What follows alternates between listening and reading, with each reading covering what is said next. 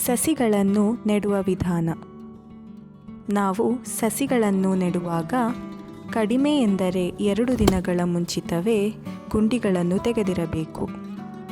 ಇದರಿಂದ ಗುಂಡಿಯಲ್ಲಿ ತಾಪಮಾನ ಕಡಿಮೆಯಾಗಿ ಸೂಕ್ಷ್ಮಾಣುಜೀವಿಗಳಿಗೆ ಅನುಕೂಲಕರ ವಾತಾವರಣ ಉಂಟಾಗಿ ಅವು ಸಸ್ಯಗಳಿಗೆ ಸಹಾಯಕರವಾಗಿ ಕೆಲಸ ಮಾಡಲು ಶುರು ಮಾಡುತ್ತವೆ. ಅಲ್ಲದೆ ಬೇರು ಕೂಡ ಚೆನ್ನಾಗಿ ಹರಡಲು ಸಾಧ್ಯವಾಗುತ್ತದೆ. ಮೈಸೂರಿನವರಾದ ಅರುಣ್ ರವರು ತಮ್ಮ 1 ಎಕರೆ 38 ಗುಂಟೆ ಜಮೀನಿನಲ್ಲಿ ಕೃಷಿ ಮಾಡುತ್ತಿದ್ದಾರೆ. ಇದರ ಬಗ್ಗೆ ಅವರಿಂದಲೇ ತಿಳಿಯೋಣ. ಈಗ ನಾವು ಗಿಡ ನೆಡೋದಕ್ಕೂ ಮುಂಚೆ ನಾವು ಗುಂಡಿ ಮಾಡ್ಕೋತೀವಲ್ಲ, ಅದರದ್ದು ಅಗಲ ಬಂದು 1.5 ಅಡಿ ಅಗಲ ಮತ್ತು ಆಳ 1.5 ಅಡಿ ಅಗಲ ಇರಬೇಕಾಗತ್ತೆ. ಈಗ ನಾವು ಆಳ 1.5 ಅಡಿ ಅಗಲ ಆಳದಲ್ಲಿ ಒಂದು ಅರ್ಧ ಭಾಗ ಮೇಲ್ ಮಣ್ಣು ಅಂತ ಏನು ಹೇಳ್ತೀವಿ, ಅದನ್ನು ತೆಗೆದು ನಾನು ಈಗ ಈ ಕಡೆ ಒಂದು ಕಡೆಗೆ ಹಾಕೋತಾ ಇದ್ದೀನಿ ಅಥವಾ ಬಲಗಡೆಗೆ ಹಾಕೋತಾ ಇದ್ದೀನಿ. ಅಡಿಯಲ್ಲಿ ಇನ್ನು ಮಿಕ್ಕಿದ್ದ ಮಣ್ಣು ಏನು 1.5 ಅಡಿಯಲ್ಲಿ ಇನ್ನು 9 ಇಂಚ್ ಮಣ್ಣು ಇರುತ್ತಲ್ಲ, ಅಡಿದು ಅದನ್ನು ತೆಗೆದು ಒಂದು ಕಡೆಗೆ ಹಾಕೋತಾ ಇದ್ದೀನಿ.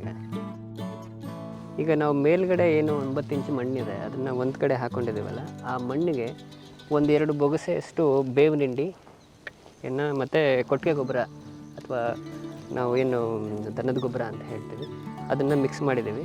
ಅದನ್ನು ಈ ಮಣ್ಣು ಜೊತೆ 2 ಬೊಗಸೆಯಷ್ಟು ಹಾಕಿ ಇದನ್ನು ಸರಿಯಾದ ರೀತಿಯಲ್ಲಿ ಮಿಶ್ರಣ ಮಾಡ್ಕೊತಾ ಇದ್ದೀವಿ.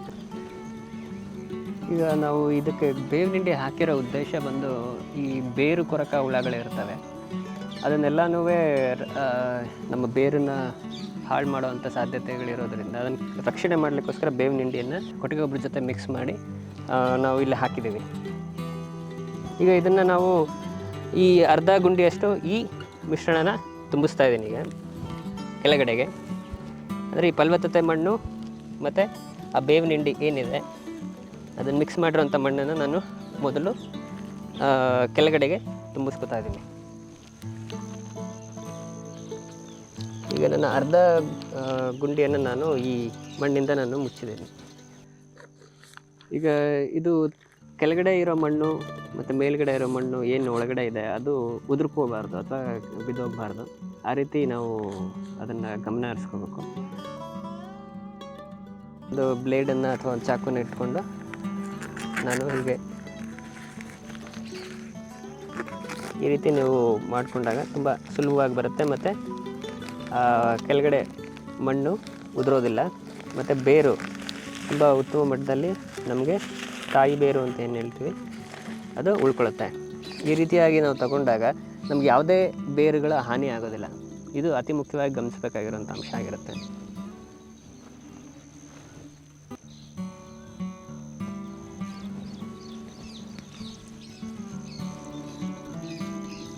ಈಗ ಇನ್ನೊಂದು ಭಾಗದಲ್ಲಿ ಇಟ್ಟಿರೋವಂಥ ಮಣ್ಣನ್ನು ನಾನು ಒಳಗಡೆಗೆ ಎಷ್ಟು ಬೇಕೋ ಅಷ್ಟು ಒಂದು ಸ್ವಲ್ಪ ಈ ಬೇರಿನ ಈ ಕಾಂಡದವರೆಗೆ ನಾನು ತುಂಬಿಸ್ತೇನೆ. ಈಗ ಇದು ನೋಡಿ, ಇದು ನೆಲದ ಒಳಗಡೆ ಸೇರಿಕೊಳ್ಳುತ್ತೆ. ಇದು ನೆಲದ ಸಮಭಾಗದಲ್ಲಿಲ್ಲ, ಒಂದು ಸ್ವಲ್ಪ ಕೆಳಗಡೆಗೆ ಆದಂಗಿದೆ.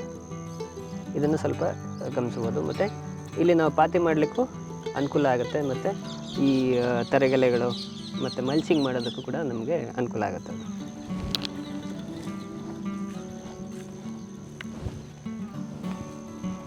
ಈ ಮಣ್ಣು ಏನಿದೆ ಇದು ಕಲ್ಲು, ಮರಳು, ಕೆಮ್ಮಣ್ಣು ಮಿಶ್ರಿತ ಜರಗು ಮಣ್ಣು ಅಂತ ಹೇಳ್ತೀವಿ.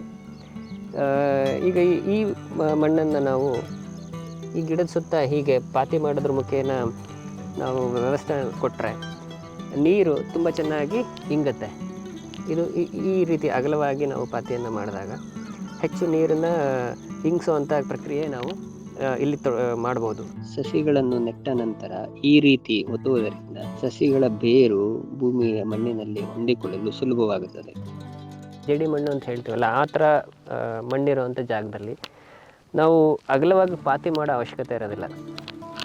ನಾವು ಈ ಗಿಡಕ್ಕೆ ಕಾಂಡ ಏನು ಹೇಳ್ತೀವಿ ಅದಕ್ಕೆ ಸುತ್ತ ಜೇಡಿ ಮಣ್ಣನ್ನು ಸೇರಿಸಿ ಹೀಗೆ ಗುಪ್ಪೆ ಥರ ಮಾಡೋದ್ರಿಂದ ನೀರು ನಿಂತು ಗಿಡಗಳ ಒಂದು ಬೇರು ಕೊಳೆಯುವಂಥ ಸಾಧ್ಯತೆಗಳು ಕಡಿಮೆ ಇರುತ್ತೆ. ಅದಕ್ಕೋಸ್ಕರ ಅಂದರೆ ಬೇರು ಕೊಳಿಬಾರ್ದು ಅಂತ ಹೇಳಿದ್ರೆ ನಾವು ಈ ರೀತಿ ದಿಬ್ಬ ಮಾಡ್ಕೋಬೇಕು, ಅಂದರೆ ಅಥವಾ ಕಾಂಡಕ್ಕೆ ಈ ಮಣ್ಣನ್ನು ಸೇರಿಸ್ಬೇಕು. ಈಗ ಪಾತಿ ಮಾಡಿದ ಮೇಲೆ ನಾವು ಈ ಥರ ಕಸ ಅಂದರೆ ನಮ್ಮ ಜಮೀನಲ್ಲಿ ಸಿಗುವಂಥ ಒಣ ಎಲೆಗಳು, ಗಿಡಗಳು, ಹಳೆ ಗಿಡಗಳದ್ದು ಕಡ್ಡಿಗಳು ಅದನ್ನೆಲ್ಲನೂ ಈ ರೀತಿ ಒಂದು ಕಡೆ ಒಟ್ಟು ಮಾಡಿಕೊಂಡು ಇದನ್ನು ನಾವು ಅದಕ್ಕೇನು ಮುಚ್ಚಿಗೆ ರೀತಿಯಲ್ಲಿ ಕೊಡಬೇಕು.